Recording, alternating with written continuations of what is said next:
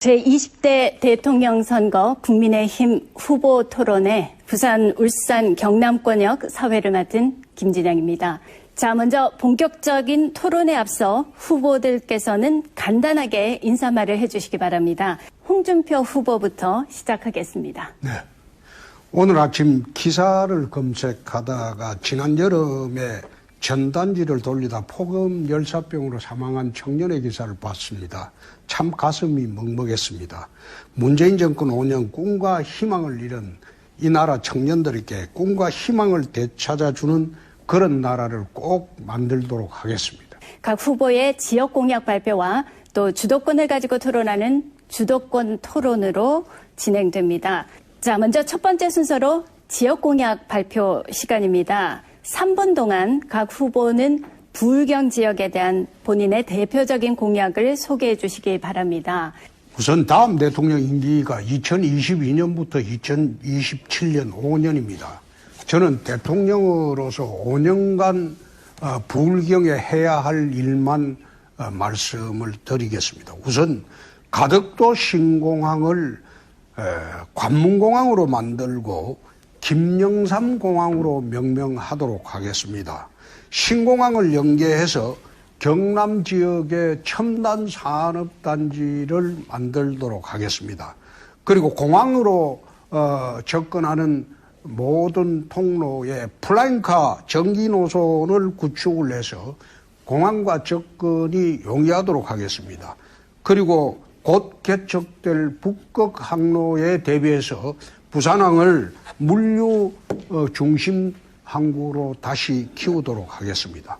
두 번째, 부산을 아시아 금융 허브로 다시 만들도록 하겠습니다. 노무현 대통령 시절에 이걸 추진했다가 사실상 중단한 일이 있습니다. 중국이 그 당시에 반발을 했기 때문에 상당히 어려움을 겪었습니다. 그러나 지금 홍콩이 중국화가 되는 관계로 홍콩으로부터 많은 금융회사들이 탈출을 하고 있습니다. 지금은 싱가포르로 많이 가고 있죠. 그래서 이 부산을 아시아 금융허브로 만들기 위해서 금융감독은 부산 이전을 제일 첫 번째로 검토를 하겠습니다. 부산 디지털 자산거래소도 설립하는 것을 검토를 하고 부산의 모든 금융 규제를 특구로 해서 네거티브 규제 방식으로 바꾸겠습니다. 그렇게 해서 산학연 연계를 하고 부산에 모여드는 모든 금융 기관들을 통해서 부산에 큰 청년들의 일자리를 만들도록 하겠습니다. 아울러 2030년도에 시행되는 부산 엑스포도 꼭 유치하도록 하겠습니다. 울산 같은 경우에는 울산이 지금 중화 중심의 도시가 되기 때문에 2050년도 탄소 제로 시대가 되면 상당한 곤란을 겪게 됩니다. 그래서 동해안 원전 러시아 LNG와 결합하고 수소 에너지로 전환을 하면서 포항과 울산을 수소 경제의 중심지로 만들고 수소 자동차, 트램, 수소 전지, 플라잉카 개발 이런 자동차 산업을 다시 하고 충전소 보급하고 수소기술 확산으로 수소 생태계를 지원을 반드시 하도록 하겠습니다. 이렇게 해서 부울경 840만 주민들이 새롭게 다시 일어설 수 있는 그 터전을 만들도록 하겠습니다. 자, 지금부터는 후보들이 순서에 따라 8분 동안 주도권을 가지고 토론하는 주도권 토론을 갖겠습니다. 우리 홍준표 후보님께 묻겠습니다. 다음 정부 경제 정책 중에 저는 제일 중요한 게 저는 경제를 성장시키는 거라고 생각합니다. 예. 동의하십니까? 예, 예. 그러면 다음에 대통령이 되면 경제를 꼭 성장을 시켜야 되는데 이게 30년 동안 우리 경제가 계속 지금 추락해오고 있습니다. 그렇습니다. 이거를 다시 이끌어 올리려면 그냥 역대 정부가 하던 돈이나 풀고 단기부양책으로는 저는 안 된다고 생각합니다. 그렇죠. 제가 가장 중요하다라는 거는 저는 정말 이 새로 바뀌는 기술이 엄청나게 바뀌는 이 시대에 저는 인재를 키우면 인재가 기업과 산업을 살릴 거다. 그래서 다른 뭐 노동개혁도 중요하고 규제개혁도 중요하지만 저는 인재 양성이 제일 중요하다고 생각하고 대통령이 되면 거기에 올인할 겁니다. 예. 우리 홍준표 후보님께서는 경제를 다시 일으키기 위해서 가장 중요한 게 뭐라고 생각하십니까? 저는 그게 이제 우리나라 기업 규제가 예.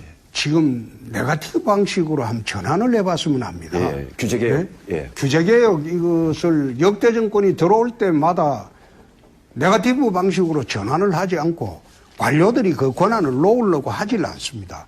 그렇게 하다 보니까 꼭 국가가 주도하는 갑질경제 체제로 됐거든요. 특히 문재인 정부 들어와서 그게 굉장히 심화가 됐어요. 예. 그래서 제가 대통령이 되면 경제 규제 방식 우선 네거티브 방식으로 하려고 알겠습니다. 합니다. 예, 예, 그리고 우리 유승민 예. 후보처럼 경제에 박학다식한 그런 분들을 제가 모시고 경제를 한번 살려보겠습니다. 그리고 그저께 제가 금요일 날 예. 우리 홍준표 후보님하고 윤석열 후보님 두 분 토론하시는 거 보니까 예.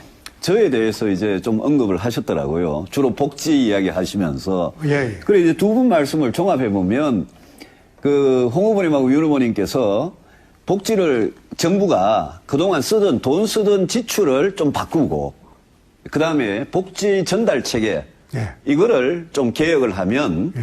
그러면 거기에서 돈을 아껴 가지고 그걸로 복지를 할 수 있다. 네. 세금을 더 안 걷어도 된다. 그렇죠. 이 말씀을 하셨더라고요. 두 분 예, 다. 예. 거기 두 분이 동감을 하셨어요. 예. 제가 한번 물어보겠습니다. 예. 올해 예산이 이제 600조 원이 넘잖아요. 예. 추경까지 합쳐서. 그중에 210조 원 넘는 돈이 복지 예산입니다. 예, 예. 복지 고용 이 예산인데 예. 그 홍 후보님께서는 지출 구조 조정을 하고 그리고 복지 전달 체계를 개혁하면 얼마나 몇 조 원이나 만들 수 있을 것 같습니까? 근데 그게 이제 윤석열 후보께서 이제 예. 그래 말씀을 하시기에 예. 제가 동의를 했거든요. 예, 예. 제가 이제 경남지사 할 때 경험은 좀 그렇습니다. 잠시만 말씀드리겠습니다. 예. 그 당시에 사실 예산은 확정이 돼 있고 예. 이걸 복지 예산으로 어떻게 돌릴까 생각하다가 행정개혁을 해서 고정비용을 많이 줄였습니다. 그리고 재정개혁을 하면서 또 고정비용을 많이 줄이고요. 그 줄인 비용을 복지에 한번 투입을 해봤습니다. 경남의 경우에 얼마나 줄였습니까? 그게 내가 정확히 기억은 안 나는데 그 당시 광역자치단체가 전국 평균 31.3% 예. 복지 예산을 할 때 예. 우리는 37%가 넘었습니다. 예. 전체 예산에. 예. 그래 넘었는데 제가 이제 그런 중앙정부 식으로 한번 해보니까 예. 굳이 정세를 안 하고도 예. 지출 예산하고 그래. 고정 비용을 좀 줄이면 그게 가능하겠더라. 대충이라도 몇 조를 만들 수 있다 이런 말씀을 하실 수 있겠습니까? 그거는 예. 다시 한번 유 후보님이 정리해서 말씀해 주시면 제가 다시 공부하겠습니다. 홍준표 후보 순서입니다. 윤석열 후보님한테 방금 그 주제하고 관련돼서 내가 물어보겠습니다. 지방대학이 왜 쇠퇴합니까? 좀 그러니까 이유가 워낙 많으니까. 아니 예. 말씀을 한번 해보세요. 네. 옛날에 부산대학 같으면 우리나라의 탑 5에 들었습니다. 그럼요. 저희가 그런데 대학 갈 때도 지금은 명문대였습니다. 왜 이래 쇠퇴를 합니까? 네. 그 원인을 말씀해 보세요. 뭐 첫 번째는 그냥 어떤 선입견으로 무조건 그 수도권 대학과 지방 대학 간의 그 어떤 서열이라든가 차별화 인식이 있고, 그 다음에 부산에서 대학을 나와가지고 부산에서 일자리를 얻기가, 그전에는 부산 대학을 나와서 서울의 무역회사 이런 데 좋은 직장을 많이 갔거든요. 근데 지금은 이게 지방 대학, 수도권 대학 간에 그런 어떤 그 차별화 인식이 있는 데다가 부산에서 대학을 나와서 부산에 있는 일자리를 얻기가 네, 어렵기 때문에 됐습니다. 저는 큰 이유라고 문제의 생각합니다. 본질은 이게 부산에 출신 젊은이들이 졸업을 하고 갈 데가 없다는 겁니다. 그럼 부산에 기업을 유치를 하고 첨단 기업이 들어와야 되는데 첨단 기업의 제품들은 98.2%가 전부 인천공항을 통해서 수출을 합니다. 부산까지 안 내려와요. 물류 비용 때문에. 그리고 인력이 공급이 잘 안 된다는 판단으로 전부 수도권에 몰려 있습니다. 그러면 지방대학이 발전하는 가장 큰 요소는, 살리는 요소는 부산에 첨단 기업들이 많이 들어와야 돼요. 첨단 기업이 많이 들어오려면 항공 하늘길을 열어줘야 됩니다. 인천공항에 집중되어 있는 98.2%나 집중되어 있는 그 하늘길을 4대 관문공항으로 분산을 해야 된다. 그렇게 해서 호남은 무안, 그 다음에 불경은 부산, 그 다음에 TK하고 충북은 TK공항, 이런 식으로 항공화물을 전부 분산시켜주고 네. 그 중심에 있는 기업체들을 유치를 해야지 지방대학이 바로 발전을 할 수 네. 있다고 나는 그래 봅니다. 어떻게 봅니까? 저는 우리 홍 후보님 말씀대로 그 물류의 이제 활동을 열어주는 것도 중요하지만 예. 그것뿐만이 아니라 대기업들이 지방에 내려와서 첨단 기업이 여기 와서 정주할 수 있는 정주 요건을 만들어 줘야 되는데 그거 자체도 또 이 초중고등학교 특히 고등학교의 이런 어떤 자율적인 좀 운영이라든가 이런 걸 통해서 뭐 수도권에 살던 사람이 여기 내려와도 전혀 그렇습니다. 자식을 키우는데 도움이 예, 된다. 예. 이게 정말 중요하다고 저는 생각합니다. 그게 결국은 이제 의료 수준이나 교육 네. 수준, 그렇습니다. 문화 수준을 지방도 서울과 같이 거의 갖춰져야 된다는 겁니다. 네, 네. 그래서 지방 균형 발전이라고 아무리 우리가 주장을 하고 지방에서 그래 해본들 옛날에는 이게 6, 70년대의 경제 발전의 원동력은 고속도로였어요. 네. 근데 고속도로 인근과 고속도로 지나가는데 경제 발전이 됐지만은 지금은 21세기 지나면 하늘길입니다. 대한민국 하늘길은 98%가 전부 인천공항에 집중이 되어 있기 때문에 우리나라 첨단 산업들이 수도권 이남으로 내려오질 않습니다. 그래서 제가 4대 관문공항론을 이야기하면서 김대중공항, 김영삼공항, 박정희공항, 인천공항 이렇게 해서 하늘길을 같이 열자는 겁니다. 그래서 그렇게 하면 지방이 균형 발전될 것이다. 저는 그렇게 봅니다. 자, 유승민 후보한테 한번 물어보겠습니다. 사실 지금 부동산 시장이 폭등을 해가 있지만 이게 참 저는 걱정스러운 게 내년 3월부터 이 조짐이 지금 보이거든요. 그렇습니다. 부동산이 폭락할 수도 있어요. 올랐던 게.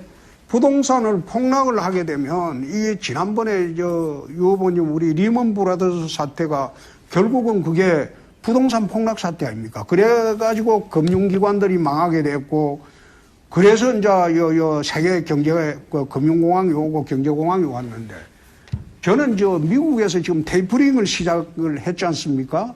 그렇게 하고 중국의 흥다그룹이 지금 파산 앞으로 가고 있고, 한국에도 이 조짐이 지금 보이고 있습니다.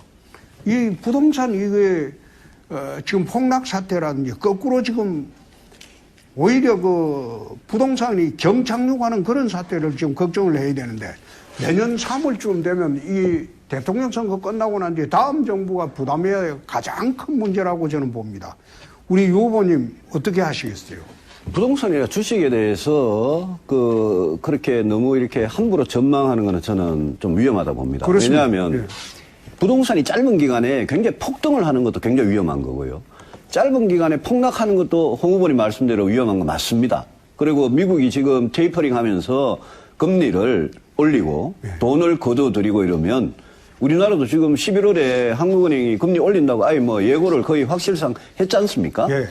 그러면 주가가 이제 3,000원에서 지금 오늘 또 왔다 갔다 하고 있는데 주식이든 가상화폐든 부동산이든 이런 자산 시장에 굉장히 좀 불안해질 가능성은 있습니다. 예. 그리고 홍 후보님 말씀하신 단기간의 부동산 폭락에 대해서 대비도 저는 해야 된다고 생각합니다. 예. 그럼에도 불구하고 저나 홍 후보님이나 우리가 유지하던 다음 정권 초반에 특히 수도권을 중심으로 부동산 가격을 안정시키기 위한 세금의 인하, 규제의 완화, 공급의 확대, 또 지금 1가구 1주택을 갖고자 하는 무주택자들한테는 대출 규제를 이렇게 풀어주는 저는 그런 거는 필요하다고 생각하고 2008년 미국하고 우리하고 다른 거는 그때 미국은 리만 브라더스 사태가 주택을 담보로 해가지고 거기서 파생상품을 수학자, 경제학자 이런 사람들이 파생상품을 위험하게 만들었는데 그렇습니다. 저는 우리나라의 경우에는 LTV, DTI 규제가 그동안 굉장히 강했기 때문에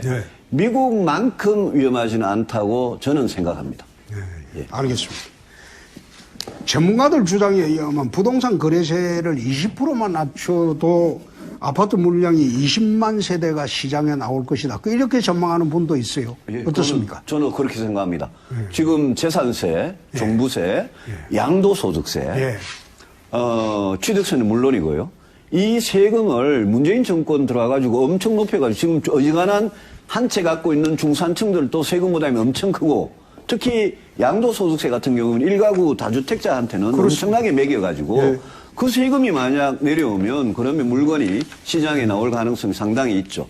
예. 예. 원희룡 후보님 아까 이제 우리 그 부산 공약하고 관련지어서 해저 터널을 하면서 하이퍼루프로 한번 해보겠다고 하는데 추진해 보겠다. 이게 지금 육상에서도 지금 어려운데 해상까지 그것을 하려면 몇 년이 있어야 되겠습니까? 육상이나 해상이나 원리는 똑같습니다. 네. 왜냐하면 바다도 물 밑으로 들어가면 예. 똑같이 터널이거든요. 예, 예. 하이퍼루프가 터널이니까. 그렇습니다. 미국이 지금 캘리포니아에서 지금 실험을 하고 있는데 샌프란시스코와 로스앤젤레스보다 우리가 훨씬 짧습니다. 예. 미국하고 우리 병행해서 가면서 예. 한국과 일본의 첨단 기술, 미래의 세계적인 슈퍼 인재들을 키워보자는 거죠. 알겠습니다. 그 홍준표 후보님, 뭐 우리 토론할 때마다 이 나토식 핵공유 얘기가 나왔지 않습니까? 오늘은 뭐 제가 그 핵공유 자체에 대한 얘기보다도 지금 이제 그 북한의 핵 위협에 대해서 우리도 미국 핵 우리가 직접 개발하는 거는 좀 그렇고 미국 핵이라도 지금 한반도에 배치를 한다는 거 아니겠습니까? 핵공유라는 게. 그럼 그렇게 될 때 이제 지금 사드 배치만 가지고도 중국이 엄청나게 지금 경제 보복을 했는데 일단 중국에 뭐 상상할 수 없는 경제 보복이 아마 들어올 테고 그리고 일본이 또 그 재무장을 더 강화해서 지금 일본은 국가 안보가 위태로울 때는 타국 그 전쟁에도 자기네가 개입할 수 있다. 지금 이런 식으로 막 가려고 그러지 않습니까? 그런데 이 한반도에 핵을 배치하는 뭐 핵 공유가 어떤 형식이냐 해가지고 두 분이 그때 금요일 날 좀 많이 논쟁을 하시고 했는데 어찌 됐든 한반도에 핵이 들어온다고 할 때 중국과 일본과의 이런 문제에서 그 우리가 좀 고려해야 될 게 있지 않겠습니까? 우선 제가 거꾸로 하나 물어보겠습니다. 2019년도 10월에 네. 자유한국당 시절 발표한 민평론이라는 게 있습니다. 네. 국민중심 평화론입니다. 네. 우리 당의 전시입니다. 네. 여기에서 실효적 북핵 억제를 위해서 한미 핵공유 협정 체결 추진한다고 당이 결의를 했어요. 네. 우리 당이. 네. 그 다음에 2020년 9월에 발표된 외교안보 특위에서 발표한 내용을 보면 똑같은 게 되어 있습니다. 알겠습니다. 아이, 가만히 있어봐. 당의 입장이 내가 그렇다는. 당의 입장이 이렇다는 걸 우선 말씀드리고, 두 번째, 중국이 북핵을 억제를 못하는데 왜 우리나라 핵 문제를 관여를 합니까? 중국이 북핵을 억제를 해주고 폐기를 해준다면 그런 말을 할 수 있겠지만은 중국이 우리나라에 대해서 아무런 핵 억제, 북한 핵 억제를 활동을 하지 않는데 그걸 어떻게 중국이 우리나라에 대해서 간섭을 한단 말입니까? 그거는 있을 수 없는 이야기죠. 그건 당위의 문제고요.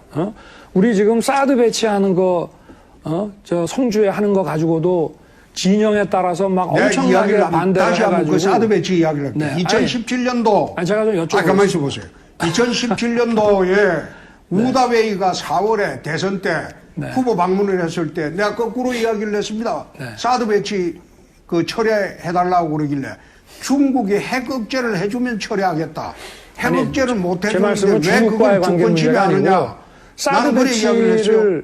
사드 배치하는 거 가지고도 우리 한국의 그 정치권, 정치 사회 진영에 따라서 엄청난 지금 갈등이 존재했는데 실제로 핵이 들어온다고 그랬을 때 우리 사회가 또 엄청나게 갈라진 그런 부분은 또 생각을 안 하셨으면 크게 그거 다 봤을 때. 감안하죠.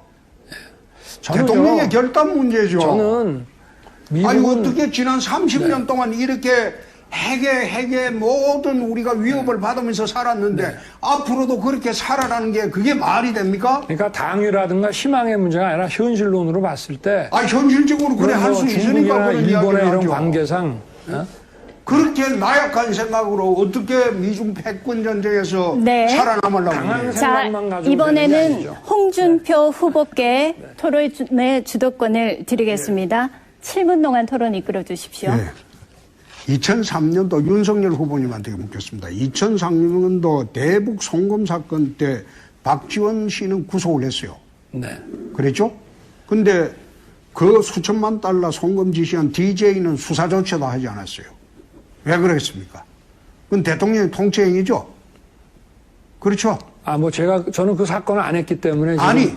뭘 물어보시는 겁니까? 아니, 알든 모르든 그거는 검찰총장까지 하셨으니까. 예. 그건 당연한 거 아닙니까? 대통령 통치행위이기 때문에 문재인 수석이 그 당시에 박지원 씨는 구속해도 네. 실제로 지시한 그 DJ는 수사조차도 하지 않았어요. 대통령 통치행위라고. 네. 대통령 통치행위가 수사 대상이 됩니까? 그래서 저는 뭐 통치행위라고 하면은 지금 통치행위를 어디까지 인정해야 되는 문제냐가 있고 그 당시에 제가 알기로는 4억 불인가를 산업은행에서 그 뭐 어떻게 전용을 해가지고 보낸 것 같은데 특경법 배임하고 자, 이런 그 거로 정도 구속이 된 것 같은데요. 답변을 네. 하고 네네. 대통령 통치행위는 지금 우리나라 헌법재판소에서 사법심사 대상이 안 됩니다. 만약에 그때 수사를 대통령의 안 하기 때문에 통치행위가 문제가 되는데 사법수사 대상이 안 되면 부하가 한 것도 처벌하기 어려운 거 아니겠습니까? 수사를 못하죠. 네, 안 부하가 하죠. 한 것도 박지원 씨가 한 것도 아니 그거는 다르죠.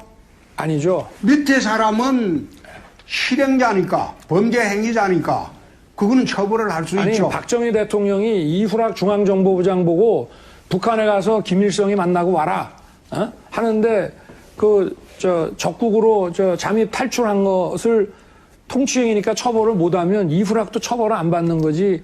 이후락 씨 처벌 안 했죠. 아니 그러니까요. 그러니까 통치행위로서 내 대통령을 이야기는 처벌 안 하면 그런 논쟁을 밑에 있는 사람도 검찰총장쯤 처벌할 수 하셨잖아요. 없죠. 네. 그러니까 네. 내가 물어보는 거예요. 대통령 통치행위는 우리 헌법재판소도 인정합니다. 네, 그렇죠. 그렇죠. 네. 박근혜 대통령이 공청 관여한 것은 통치행위입니까? 정치행위입니까? 이게 실정법 위반입니까? 공천 관여는 대통령의 그 선거에서의 정치적 중립 때문에 실정법 위반은 되는데요. 저희는 그 공천 관여보다도 그 국정원 자금을 갖다가 공천에 반영하기 위한 여론조사 비용으로 국정원 자금을 갖다 쓴 거를 그때 기소를 했습니다. 그것도 아니죠. 드러났기 때문에. 공청 관여한 것을 네. 직권남용으로 기소하셨어요. 그리고 징역 3년을 받았어요. 아니요, 그 징역 3년. 그리고 두 번째, 그 돈, 국정원 예산 이걸 갖다가 네. 청와대에서 지금 뇌물로 지금 둔갑이 돼 있는데 국정원 뇌물이 아니고요? 가만히 있어 보세요. 내 네. 질문을 하고 난 네. 뒤에 국정원 예산에 청와대 예산이 숨어 있는 거 모릅니까?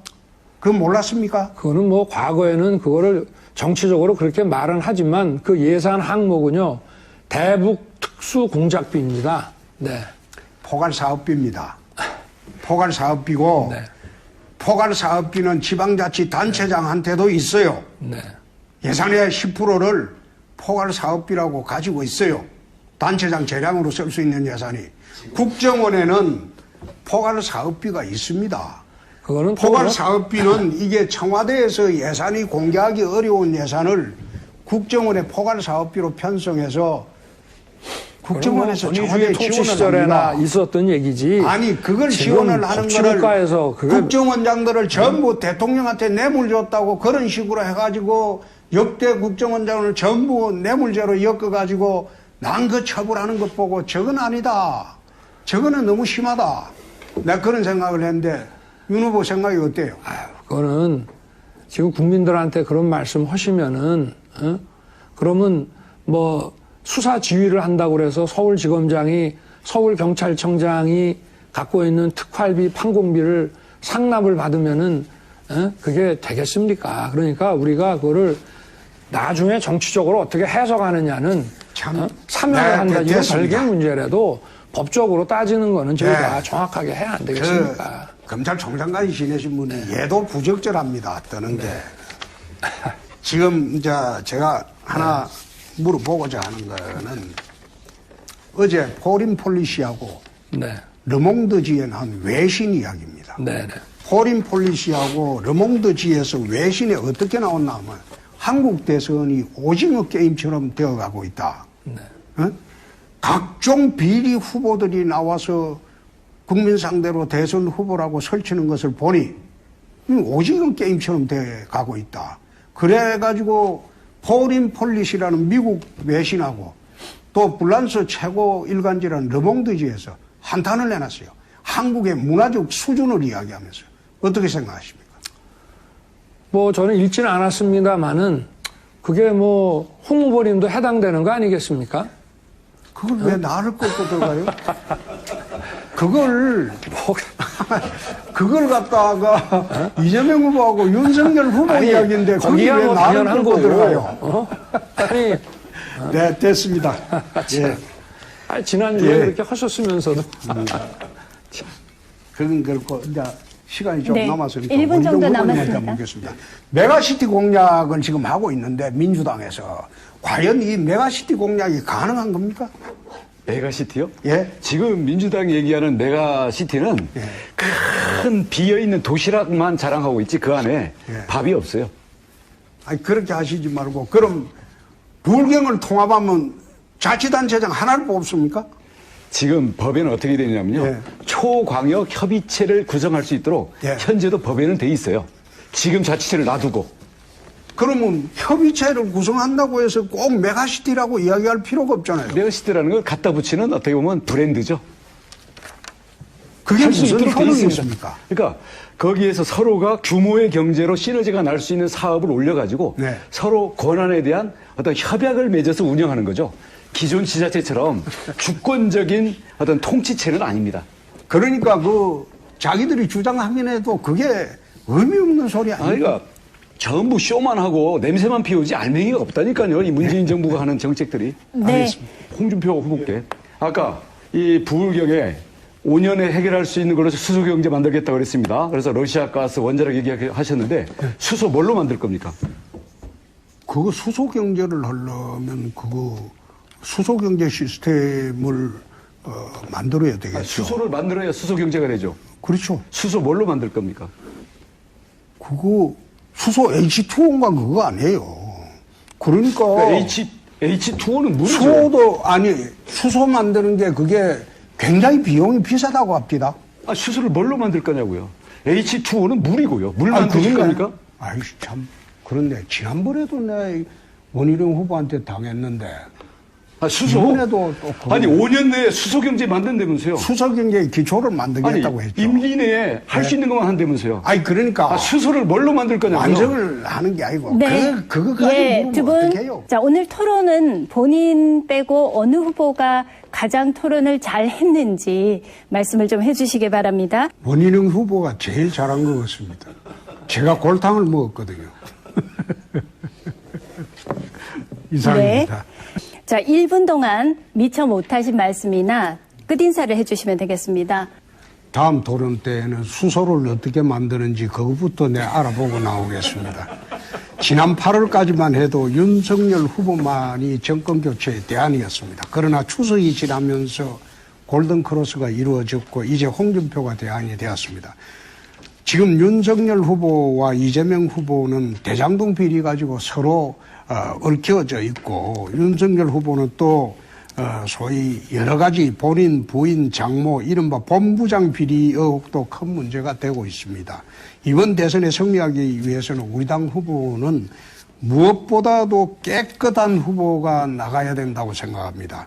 깨끗한 후보와 더러운 후보의 대결이 되어야 우리가 이긴다고 봅니다. 최재형 전 후보님과 함께 클린 정치를 꼭 실현하도록 하겠습니다. 이 나라를 부정부패를 꼭 뿌리 뽑고 깨끗한 손 홍준표가 이 나라를 살리도록